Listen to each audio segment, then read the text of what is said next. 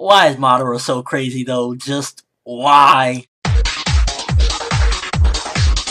For the most part, straight up battle chapter, just straight up action, action, action, a lot of blood, a lot of craziness, and this chapter really brought up a question in my mind, and that's that, is Madara fighting at this point a fool's battle?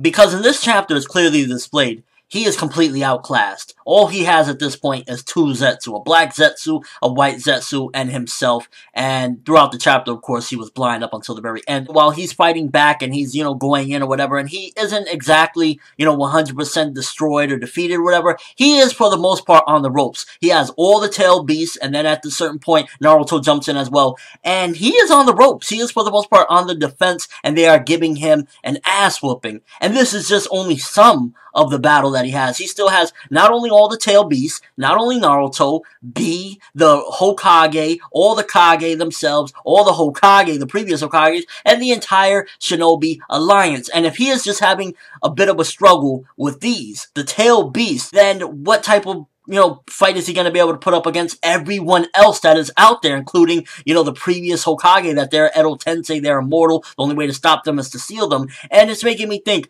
does this man have a plan, or is he just looking for a good time with a fight? Because how else is he going to try to put all these people down when, with these beasts alone, he's already having trouble, and he needed to get that Rinnegan, which the Rinnegan can only do so much. I mean, Obito had Rinnegan, Sharingan, all sorts of shit, and he couldn't do it, so it's really making me think, like, is he fighting a battle that he knows he's going to lose, or does he have a trick up his sleeve overall of this, or does he have maybe a comrade in the shadows? As I said last week, I think that there was somebody that was looking out for Madara. I think somebody was there the day that he was supposed to die, and they came and saved him. So that's the only other thing that I could think of that would help him, because at this point, he has the entire world against him, and if he's struggling against these people, as shown in the chapter, these beasts, then he has no chance in hell of taking everyone out and getting his way, unless I guess he's planning on taking out the beasts immediately and then fusing with them to become the Jubi Jinchuriki. At first, when I saw the thing with the Zetsu coming back, which, by the way, when he lost his fucking arm, I was like, damn.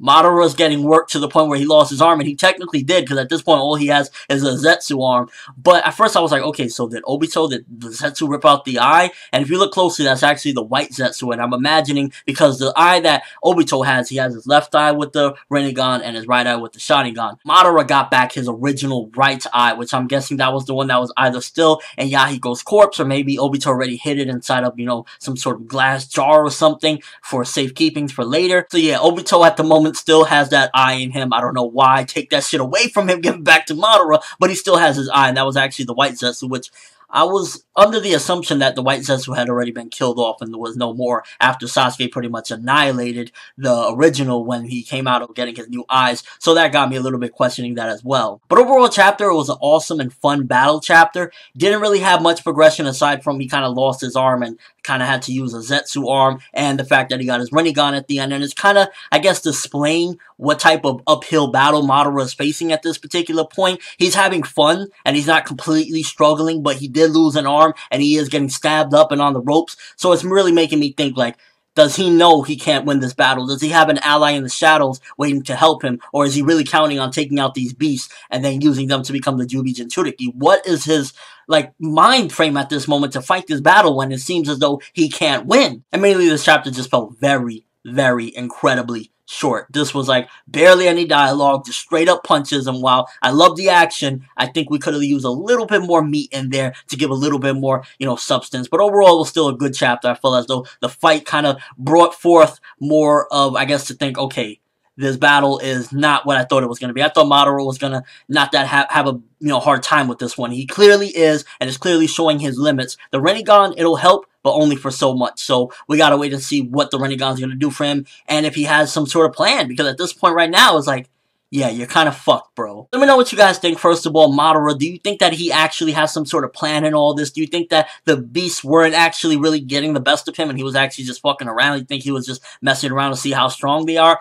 And do you also think that he has maybe some sort of help in the shadows that is just waiting in the wings for him? And your overall thoughts of this chapter? Again, good chapter, very short, could have used more substance, but overall the battle kind of was just displaying what type of fight we're in right now. And it also gave the progression of him getting one of his eyes back, so he isn't completely fighting blind anymore. anymore. I guess that's to his advantage now that he got one of his eyes. But that's all I have for this review. Thanks for watching. Hope you enjoyed. Thumbs up for Madara Uchiha, because right now he's needing it. He's getting his ass handed to him, and things ain't looking pretty, but pretty gruesome. I'm ForneverWorld, and as always, people, have an awesome day.